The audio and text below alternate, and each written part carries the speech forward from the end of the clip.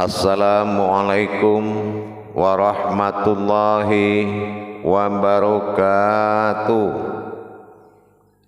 Alhamdulillah, alhamdulillahi rabbil alamin. Assalatu wassalamu ala asrafil anbiya'i wal mursalin, sayyidina wa maulana Muhammadin. Ashhadu an la ilaha illallah wa ashhadu anna Muhammadar Rasulullah. Allahumma salli ala sayyidina Muhammadun musyabihil wal ikram ya wal jalil wal ikram wa tahirin wal mujahidina amma ba'du ibadullah. Bersyukur kita kepada Allah dengan mengucapkan alhamdulillahi rabbil alamin atas segala limpahan karunia rahmah dan hidayahnya, serta dengan izinnya juga kita dapat menjalankan amanahnya, beramal dan beribadah zahir batin dunia dan akhirat. Bersalam kita tidak akan pernah kita lupakan. Marilah sama-sama kita sampaikan kepada junjungan kita Nabi Allah, Nabiul Akhirul Zaman, Rasulullah Muhammad sallallahu alaihi wasallam. Atasnya kalimahnya kita kalamkan dengan membacakan Allahumma sholli ala sayyidina Muhammad wa ala alihi sayyidina Muhammad. Bertemu lagi dengan saya Guru Mursyid Syekh Nur Muhammad Buya Irwan Maulana Al-Khalidi Sumatera Barat dalam makom majelis zikir Marifatullah dalam tayangan YouTube Buya Pasaman Timur.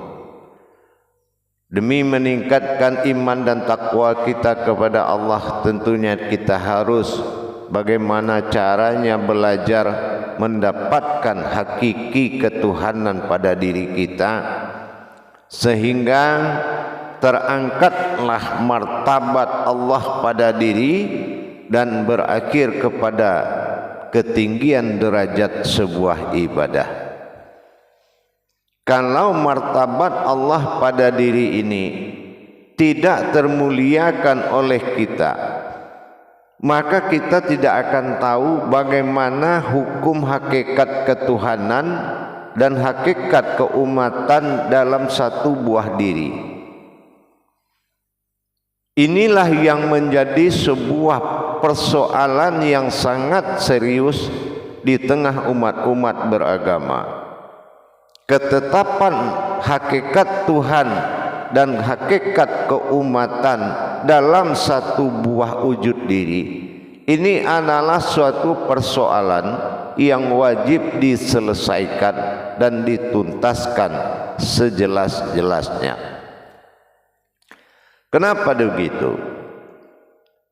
Terjadinya sebuah hakikat agama tauhidin, terjadi hubungan hakikat dalam agama adalah adanya umat dan Tuhan.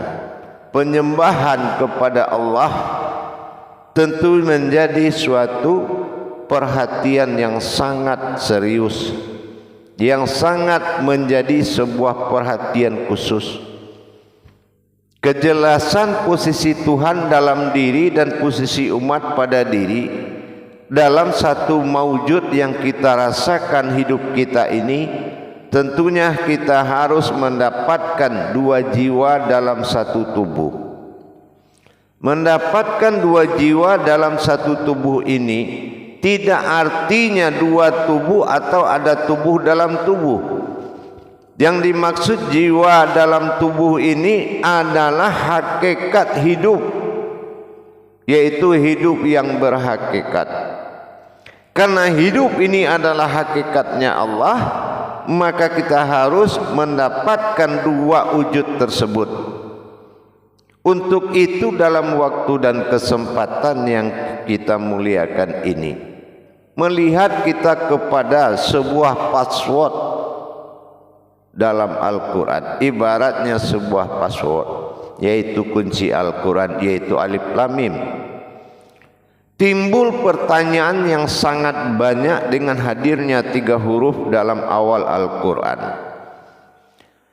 Tanda tanya ini sengaja Allah siapkan karena apa? Karena rahasia mutlak batin atau hayat itu ada pada huruf yang 3 tersebut.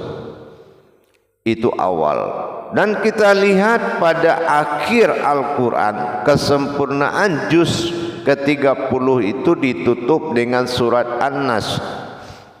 Artinya antara alif lam mim dengan ilahin nas ini harus menjadi suatu pekerjaan yang wajib diselesaikan oleh seorang umat. Bagaimana wujud Allahu alam itu sebenarnya sehingga menjadi suatu judul ilahin nas. Bagaimana wujud Allahu alam alif lam mim kepada sebuah keputusan kesempurnaan yang paling tinggi, yaitu juz ke-30 diakhiri dengan surat An-Nas. Jamaah para hadirin dan hadirat, kaum muslimin dan muslimat rahimakumullah. Kalau kita tidak perhatikan ini, untuk apa sebuah agama? Kalau hakikat tauhiddin, asyhadu an la ilaha illallah, menyatakan bagaimana wujud Tuhan bernama Allah, wa asyhadu anna Muhammad Rasulullah, bagaimana proses terjadinya umat pada diri yang sama, yaitu sebuah hayat Allah yang dihidupkan menjadi umat. Muhammad roh usul daripada Allah, Rasulullah, atau yang diutus di tengah-tengah kaum dari sendirinya. Proses yang inilah yang harus menjadi PR bagi kita, yaitu al-malikul hakul mubin. Bagaimana kita menyatakan al-hakullah, diri yang hak, yaitu diriku sendiri, wal sadiqul wa'dal amin. Fasadiqul wa'dal amin ini menunjukkan dengan adanya yang tidak ada keraguan-raguan, tidak ada kebimbangan, penuh dengan keyakinan bahwasan yang dinyatakan itu adalah diriku sendiri. Seperti itulah kata Allah, wasadiqul wa'dal amin. Jadi dengan demikian para hadirin jamaah sekalian, manusia ini, siapa sebetulnya hakikat kemanusiaan ini? Kalau kita memuji dari sisi amaliyah, kebesaran Allah meliputi sekalian alam. Nah, kita lihat di dalam sebuah perbuatan, dalam kenyataan, di dalam ibadah, persoalan hakikat Allah adalah Muhammad, wujud atau kodrat Allah adalah Muhammad. Allah sandarkan kepada sebuah maujud, dikatakan Muhammad, mim ha mim dal.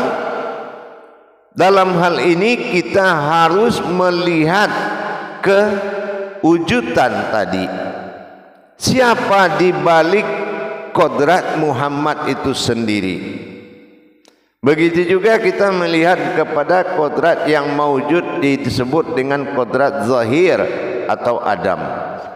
Nah, kita harus melihat lagi, jangan kita tertipu seperti iblis yang pernah disuruh sujud oleh Allah dalam Al-Baqarah kepada Adam, tetapi dia tidak mau ingkar. Karena dia melihat manusia itu adalah Adam, dia lupa dalam diri, dalam diri ada sesuatu yang berdiri. Manusia adalah perwujudan oleh Allah, perwujudan ketuhanan dan keumatannya, sandaran dari segala kewujudannya. Maka dalam hal ini bentuk wujud tersebut dilambangkan oleh hijaiyah. Hijaiyah ini adalah kodrat, alif lam mim. Kalau kita bolak-balik siapa Allah, siapa manusia, maka di sini disebutkan kodrat yang nas, nun alif shin. Nah, nun alif shin ini kita lihat hakikatnya adalah nas. Nas alif lam mim. Nah, alif lam mim kodrat Allah beralamkan Muhammad. Kalau dilihat dari sisi hijaiyah, meskipun kita balik diambil mim alif lam, dibolak-balik, bolak-balik tidak akan merubah daripada nas ini tadi.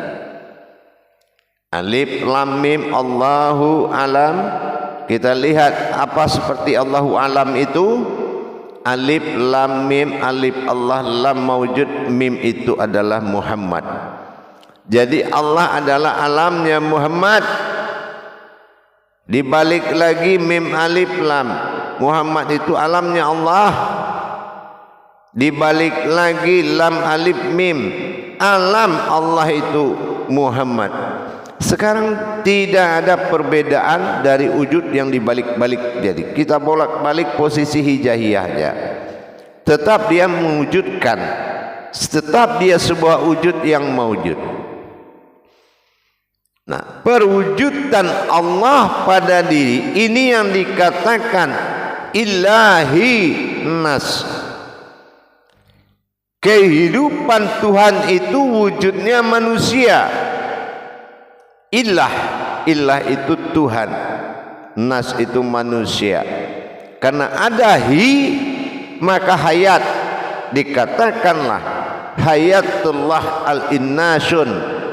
Nah, inilah bagaimanapun hayatnya Allah adalah batinnya manusia. Batin manusia adalah Allah, manusia itu adalah batinnya Allah. Nah, inilah yang diberikan hakikat tadi. Jadi kalau kita ingin mendapatkan marwah seperti itu, bahwasanya penglihatan Rabbi ala qaumin Rabbi, kalau kamu ingin melihatku maka lihatlah dirimu sendiri. Di sini sudah terjawab bahwasan tajalli Allah itu pada wujud dan maujudnya sendiri, ilahin nas.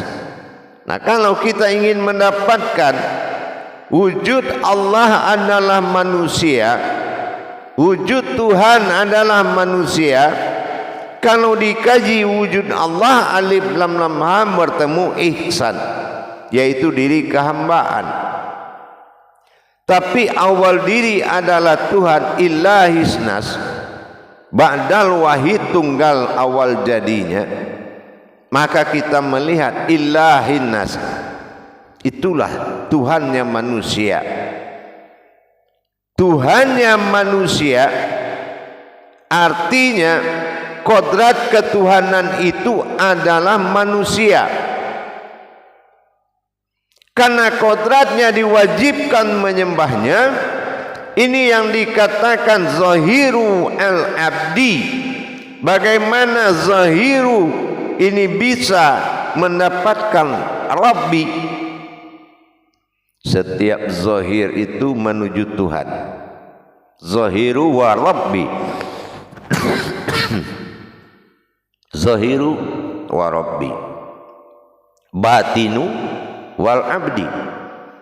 Artinya hakiki dari makna tersebut, zahir itu adalah wujudnya Tuhan, wujudnya Allah.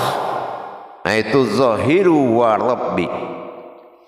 Tetapi setiap hakikat Tuhan yang bersifat manusia, tetapi manusia itu tidak ada melainkan hakikat dirinya yang dikatakan keumatannya, kehambaan yang dijadikan dari dirinya untuk menyembah wujudnya sendiri.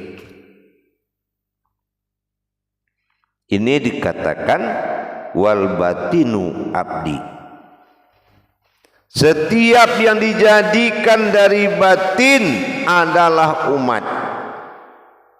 Nah, kita lihat maujudnya pada alif dan ba.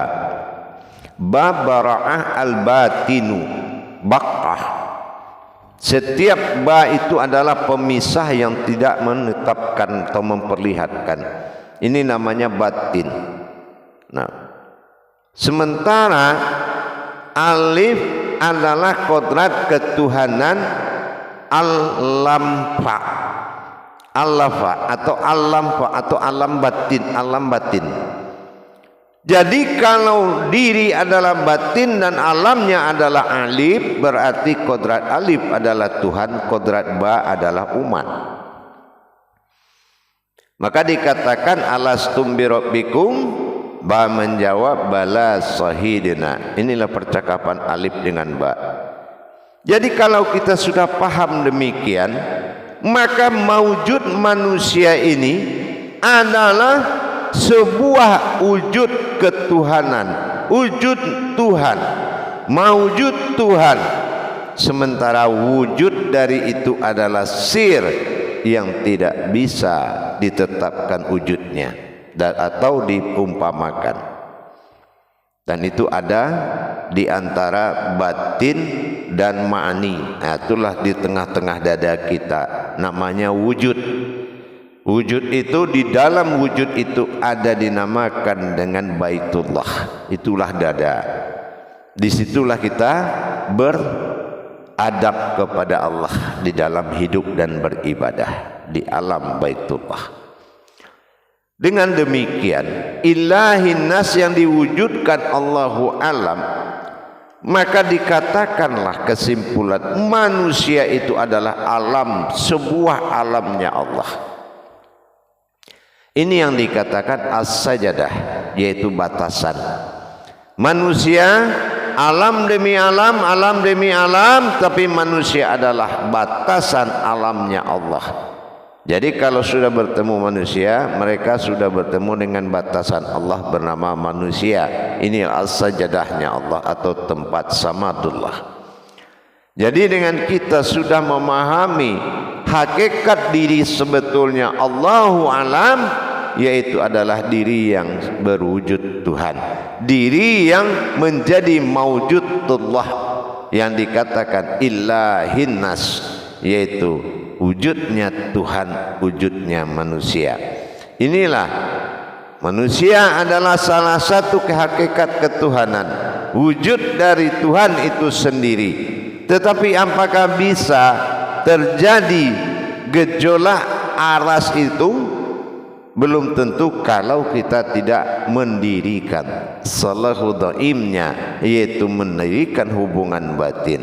Rabbinas, Malikinas, Ilahinas. Kalau memang kekuasaan yang berkuasa kudsi Allah itu tidak berdiri, maka tidak dia Malik Yaumiddin, tidak bertajali dan bangkit, maka tidak mungkin ada bahasa kejuk sebuah wujud dan maujud. Karena dia bangkit, Rabbinas, Malikinas, Ilahinas, maka dia adalah menjadi wujud bagi seluruh umat, yaitu wujud Allah. Ini yang dikatakan manusia itu adalah alam. Manusia itu sebuah alam. Di dalam jasad ada alam ruh, di dalam alam ruh ada alam nur, dalam alam nur ada alam zat, dalam alam zat ada alam batin, dalam alam batin ada alam syir. Nah ini nih alam. Tapi mana manusianya setelah datangnya wahyu Allah yang disebut dengan jiwa? Inilah kehadiran manusia adalah perwujudan kehadirannya Tuhan. Jadi manusia dikatakan dia seorang umat setelah disempurnakan dengan kehadiran Allah. Allah dikatakan wujud sebuah Tuhan setelah datang disempurnakan oleh kehadiran umat. Ini saling ketergantungan. Kalau kita mengaku umat, berarti kita sudah mendirikan Tuhan. Kalau kita mengaku Tuhan, mengaku Allah, Allah mengaku Tuhan, dengan berdirinya kesempurnaan umat. Jadi ini adalah ketergantungan yang tidak bisa dipisahkan. Melihat dua kelihatanlah satu, melihat satu terlihat yang dua. Inilah yang dikatakan syuhudul kasroh fil wa'dah, syuhudul wa'dah fil kasroti. Jadi melihat yang banyak itu adalah satu, melihat yang satu itu ingat yang banyak. Inilah yang dikatakan sebuah alafa, himpunan atau perkumpulan. Dari perkumpulan kodrat-kodrat Allah, maka maujudlah sebuah kodrat Allah bernama Nas. Inilah manusia yang berkodrat Allahu alam, menjadi alamnya Allah. Inilah semua wujud Allah dalam batin bernama Billah, mawujud Allah pada Muhammad bernama Allah, dan mawujudnya Adam bernama Muhammad. Inilah sebuah mawujudullah. Jadi kalau kita sudah bisa memahami kalau kita ini adalah hakikat wujud Tuhan ilahi nas, maka qudsi Allah telah mengatakan awalul wajibin alal insani huwa maififatul illahi bi istighani. Nah, ingat, meyakini batin dengan batin. Insya Allah mudah-mudahan dengan adanya peningkatan iman kita kepada Allah lebih memudahkan kita mendapatkan wujud Tuhan dalam diri. Dengan kita mendapatkan, barulah syahadat itu menjadi wadah bagi kita sebagai pengakuan adanya umat dan Tuhan. Tapi kalau syahadat kita baca ada umat ada Tuhan, tetapi kita tidak mengalami dan tidak menyatakan, berarti syahadat itu baru menjadi tulisan, belum menjadi kalimatul haq atau kalimat yang sudah berdiri. Insya Allah dengan adanya pemahaman dan mengangkat martabat Allah pada diri, maka terangkatlah derajat ibadah di depannya Allah.